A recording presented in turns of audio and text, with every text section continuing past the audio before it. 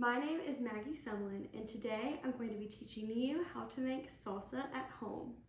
Did you know that in 2003, salsa became the state snack for Texas?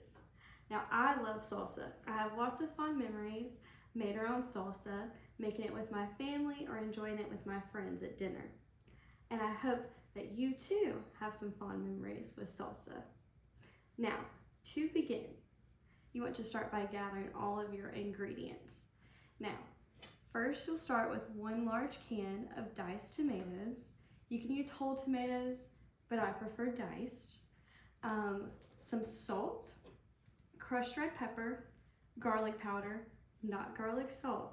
Make sure you don't make that mistake. And some chopped jalapenos. You can chop them yourself, but today I'm going to cheat and use the ones that are already chopped for me in the can.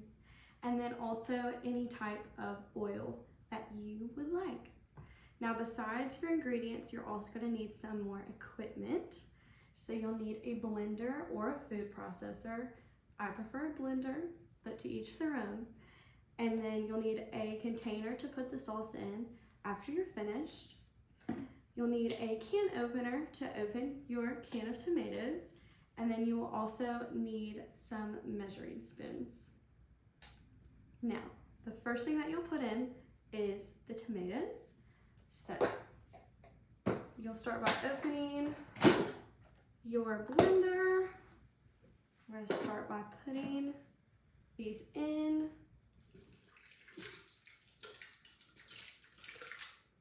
Now, I already opened my can off camera because I was worried I couldn't get it open. Then you're going to do 2.5 teaspoons of salt. Kind of looks like a lot, but I promise it's delicious. Next, 2.5 teaspoons of crushed red pepper. Then 1/4 teaspoon of garlic powder. And then 2.5 teaspoons of chopped jalapenos. And then last, you'll do 1 teaspoon of oil.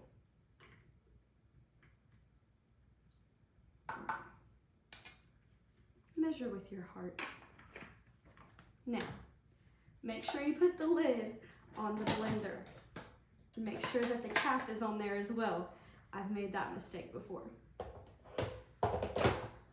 Now, traditionally, salsa is made with a mortar and pestle and it's smushed together, but we're using a blender today because it's a little bit easier.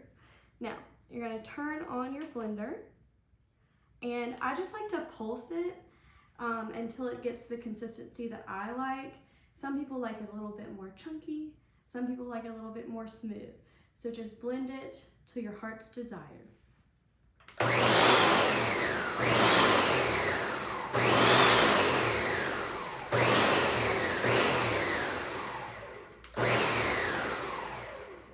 Alright, that looks good to me.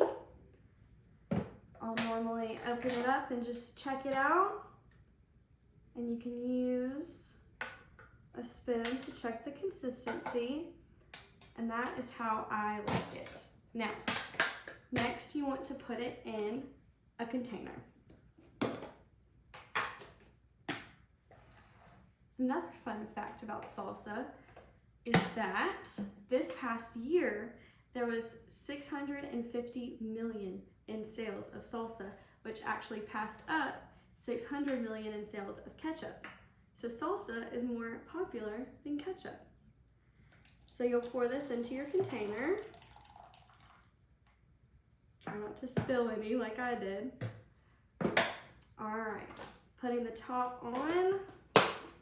And you want to refrigerate this for about 3 hours or overnight. The longer that you let it sit, the spicier that it'll get. So after the 3 hours or overnight, I prefer overnight, you can enjoy it with chips or over tacos or breakfast burritos, just whatever you're feeling. Now that you know how to make salsa, let's go back over the steps one more time. So first, you want to gather all of your ingredients and measure everything out. Put it into a blender, pulse it until it's the consistency that you like. Put it into a Tupperware container and then refrigerate for 3 hours or overnight, and then enjoy. I hope that you can enjoy some salsa with some friends and family, just like I do on my free time. Enjoy!